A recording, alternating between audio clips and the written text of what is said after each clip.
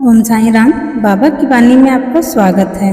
सभी भक्तों को अध्याय 10 को ध्यानपूर्वक सुनने के लिए धन्यवाद। अब हम अध्याय 11 में प्रवेश करेंगे। अध्याय 11 में हम सगुण ब्रह्मा श्री साईं बाबा, डॉक्टर पंडित द्वारा पूजन, हाजी सिद्दीकी फाल्के और तत्वों पर नियंत्रण के बारे में पढ़ेंगे। इस अध्याय में अब हम श्री साईं बाबा के सगुण ब्रह्म स्वरूप, उनका पूजन तथा तत्व नियंत्रण का वर्णन करेंगे। सगुण ब्रह्मा श्री साईं बाबा। ब्रह्मा यानी परमात्मा के दो रूप माने जाते हैं, निर्गुण और सगुण। निर्गुण मतलब बिना रूप, बिना आकार, जैसे हवा। सगुण मतलब रूप वाला, आकार वाला, जैसे मूर्ति या कोई इंसान। दोनों एक ही ईश्वर के अलग अलग रूप हैं। कुछ लोग निर्गुण ब्रह्मा की पूजा पसंद करते हैं और कुछ लोग सगुण ब्रह्मा की। श्रीमद् भगवद गीता के अध्याय 12 में भी ये बताया गया है। सगुण उपासना यानी कि रूप वाले ईश्वर की पूजा हमारे लिए आसान होती है, क्योंकि हम खुद भी शरीर वाले हैं। जब तक हम किसी रूप जैसे मूर्ति, गुरु या भगवान की पूजा नहीं करते, तब तक भक्ति और प्रेम बढ़ते नहीं। जैसे जैसे हम सगुण ईश्वर की पूजा करते हैं, वैसे वैसे हम धीरे धीरे निर्गुण की ओर बढ़ते हैं। इसीलिए पूजा की शुरुआत सगुण ब्रह्मा से करना सबसे अच्छा होता है। पूजा के लिए बहुत सारी चीजें होती हैं, मूर्ति, अग्नि, दीपक, सूर्य, जल, ब्राह्मण और सबसे श्रेष्ठ गुरु। इनमें भी सच्चे गुरु जैसे श्री साईं बाबा सबसे ऊंचे माने जाते हैं। अब श्री साईं बाबा के रूप की कल्पना करें। वे पूरी तरह से व्यक्ति यानी कि त्याग की मूर्ति थे और अपने भक्तों के सच्चे सहारा थे। उन पर पूरा भरोसा रखना ही पूजा है और उन्हें याद करके मन की सारी इच्छाएं शांत हो जाती हैं। कुछ लोग उन्हें भगवान का भक्त या महान संत मानते हैं, लेकिन हमारे लिए वे ईश्वर के अवतार थे। वे बहुत शांत, क्षमाशील, माफ करने वाले, सरल और संतुष्ट थे। हालांकि उनके पास शरीर था, लेकिन वास्तव में निर्गुण, निराकार, अनंत और मुक्त थे। जैसे गंगा नदी रास्ते में सबको ठंडक देती है, प्यास बुझाती है, पेड़ों और खेतों को जीवन देती है, वैसे ही श्री साईं बाबा भी खुद कष्ट सहकर दूसरों को सुख और शांति देते हैं। भगवान श्री कृष्ण ने कहा है, संत ही मेरी आत्मा है, वे मेरे ही रूप हैं, मैं वही हूँ। साईं बाबा में वही ईश्वर की शक्ति, सत्य, चित्त और आनंद प्रकट हुई थी। उपनिषद में कहा गया है, ब्रह्मा ही आनंद है। ये बात हम केवल किताबों में पढ़ते थे, लेकिन शिरडी में भक्तों ने वास्तव में बाबा के साथ ये आनंद अनुभव किया।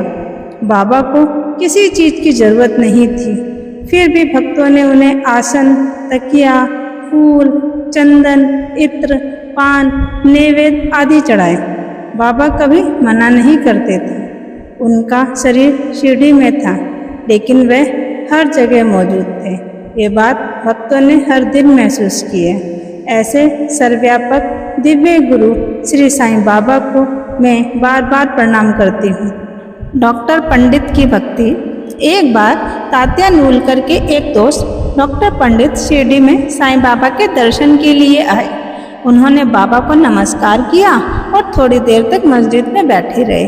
फिर बाबा ने उन्हें दादा भट्ट केलकर के पास भेजा। दादा भट्ट ने उनका अच्छे से स्वागत किया। बाद में दादा भट्ट और डॉक्टर पंडित बाबा का पूजन करने मस्जिद पहुँचे।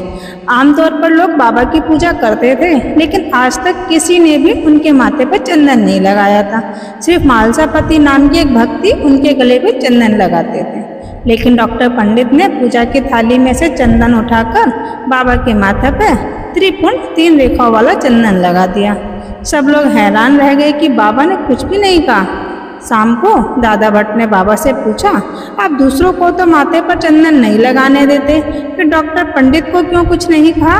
बाबा बोले, डॉक्टर पंडित ने मुझे अपने गुरु श्री रघुनाथ महाराज, जिन्हें काका पुराणिक भी कहा जाता है, की तरह समझा। जैसे वे अपने गुरु को चंदन लगाते थे, वैसे ही भाव से उन्होंने मुझे लगाया। फिर मैं कैसे मना कर सकता था?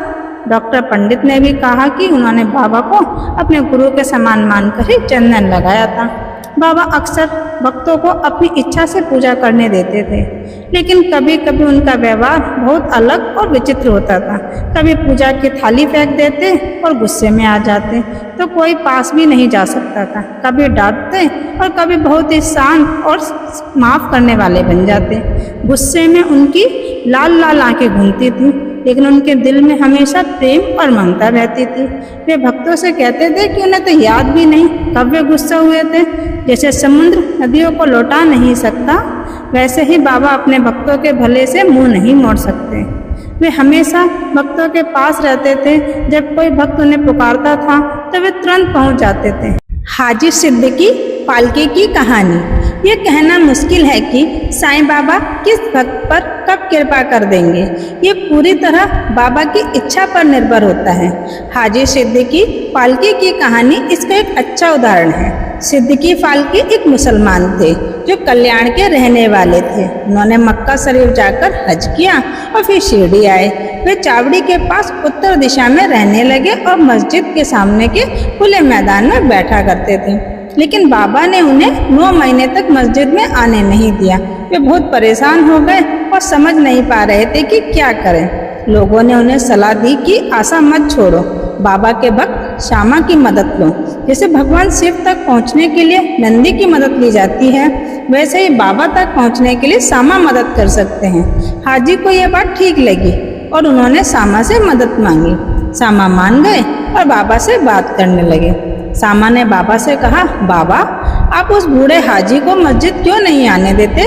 बाकी लोग तो आ जा सकते हैं, आप उसे भी आशीर्वाद दो। बाबा बोले, श्यामा तुम अभी बच्चे हो, अगर अल्लाह की इजाज़त नहीं है तब मैं क्या कर सकता हूँ? उसकी मर्जी के बिना कोई मस्जिद की सीढ़ी नहीं चढ़ सकता। फिर बाबा ने कहा, जाकर हाजी से पूछो क्या वह चारवी के कुएं की पगडंडी पर आने को तैयार है? श्यामा जवाब लेकर आए, हाजी तैयार था। बाबा ने फिर कहा, उससे पूछो कि क्या वह मुझे 40,000 रुपये 4 किस्तों में दे सकता है? हाजी ने जवाब दिया, अगर बाबा कहें तो मैं 40 लाख रुपए भी देने को तैयार हूँ। बाबा ने अगला सवाल किया, मैं मस्जिद में एक बकरा हलाल करने वाला हूँ, उससे पूछो उसे क्या पसंद है, मांस, शेर या अंडकोश? हाजी ने उत्तर भेजा, अगर बाबा के जूठन का एक कोर भी मिल जाए तो वह खुद को धन्य समझेगा। ये सुनकर बाबा नाराज हो गए। उन्होंने गुस्से में अपना पानी का घड़ा फेंक दिया और अपनी कफनी उठाकर सीधे हाजी के पास पहुंचे और डांटते हुए बोले, तू नमाज पढ़कर क्या दिखावा कर रहा है? ये बूढ़े हाजी जैसा पहनावा क्यों पहन रखा है? क्या तू इसी तरह कुरान पढ़ता है? तुझे अपने हज पर घमंड हो गया है, लेकिन तू मुझे नहीं जानता। हाजी डर गया। बाबा वापस मस्जिद लौट आए। फिर बाबा ने हाजी के लिए आमों की टोकरियां भिजवाई और खुद भी आए। उन्होंने 55 रुपये अपनी जेब से निकालकर हाजी को दिए। इसके बाद हाजी से प्यार करने लगे। वे उन्हें साथ में बैठाकर खाना खिलाते और कभी कभी पैसे भी देते थे। अब हाजी आराम से मस्जिद में आ जा सकते थे। इसी तरह आज हाजी सिद्दीकी फाल्के भी साईं बाबा के प्यारे भक्त बन गए। बाबा का तत्वों पर नियंत्रण। इस अध्याय में तो ऐसी घटनाओं का वर्णन है जिनसे पता चलता है कि साईं बाबा को प्रकृति के तत्वों जैसे पानी, हवा, आग पर भी पूरा नियंत्रण था।